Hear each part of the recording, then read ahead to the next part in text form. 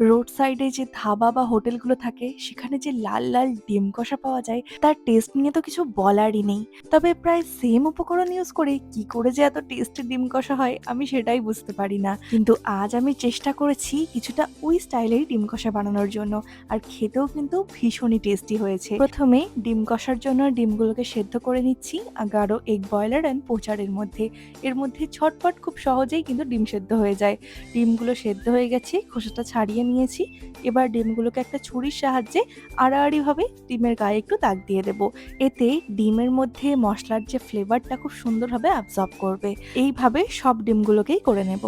তারপর আমি এর মধ্যে একটু নুন, সামান্য একটু হলুদ গুঁড়ো আর সামান্য একটু লঙ্কার গুঁড়ো দিয়ে ডিমটাকে ভালো করে মাখিয়ে নিচ্ছি।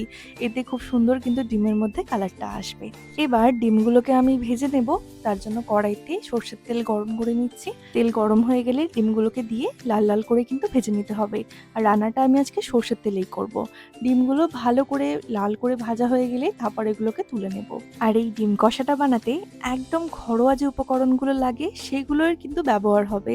এর থেকে বাইরে একটাও কোনো মশলা ব্যবহার হবে না, অথচ টেস্টটা কিন্তু একদম ওই ধাবা বা হোটেল স্টাইলের মতোই আসবে। তো ডিমগুলো আমার ভাজা হয়ে গেছে। এবার ওই তেলের মধ্যেই সামান্য একটু জিরে আর গোটা গরম মশলা ফোড়ন দিচ্ছি। এর মধ্যে দিয়ে দেবো এবার পেঁয়াজ কুচি। আমি এখানে দুটো বড় সাইজের পেঁয়াজকে কুচি করে নিয়েছি। পেঁয়াজটাকে একটু নাড়াচাড়া করে নেব। পেঁয়াজটাকে কিন্তু এখানে আমি ভাজবো না, জাস্ট হালকা একটু ট্রান্সপারেন্ট কালার এসে গেলে এর মধ্যে আমি দিয়ে দিচ্ছি 2 চামচের মতো আদা রসুনের পেস্ট আর দিয়ে দেবো কুচি করে রাখা দুটো টমেটো। টমেটোটা দিয়ে এবার এই আদা রসুনের পেস্ট আর পেঁয়াজ সব কিছুকে ভালো করে মিশিয়ে নিয়ে লো ফ্লেমে কিন্তু রান্নাটা করতে হবে। এবার এর মধ্যে স্বাদ মতো একটু নুন দিচ্ছি যাতে পেঁয়াজ আর টমেটোটা খুব ভালোভাবে গলে যায়। এবার এটাকে চাপা দিয়ে আমি লো ফ্লেমে 5 থেকে 6 মিনিটের জন্য রান্না হতে দেব। ততক্ষণে আমাদের কিন্তু টমেটো আর পেঁয়াজ একদম গলে যাবে। 5 থেকে 6 মিনিট পর ঢাকনাটা খুলে একটু চেক করে নেব। দেখো পেঁয়াজটা কিন্তু অনেকটা গলে গেছে। এবার এর মধ্যে একটু কাশ্মীরি লঙ্কার গুঁড়ো দিচ্ছি, 1 চামচ ঝাল লঙ্কার গুঁড়ো আর দিয়ে দিচ্ছি একটু হলুদ গুঁড়ো, 1 চামচের মতো ধনে গুঁড়ো আর সামান্য একটু জিরে গুঁড়ো। আর ডিম কষার টেস্টটাকে একটু ব্যালেন্স করার জন্য আমি দিয়ে দিচ্ছি স্বাদ মতো এখানে একটু চিনি। এটা দিলে রংটাও খুব সুন্দর আসবে এবং টেস্টটাও অনেকটা বেটার হবে। এবার আবারও ভালো করে মশলাগুলোকে মিশিয়ে নিয়ে কষিয়ে নিতে হবে। মশলা কষে গেছে এবং মশলা থেকে তেল ছেড়ে এসছে। এখন দেখো রংটাও পরিবর্তন হয়ে এসছে আর পেঁয়াজ, টমেটো এগুলো সমস্ত কিছু কিন্তু গলে গেছে। এবার এর মধ্যে পরিমাণ মতো জল দিয়ে আমি গ্রেভিটা বানিয়ে নেব।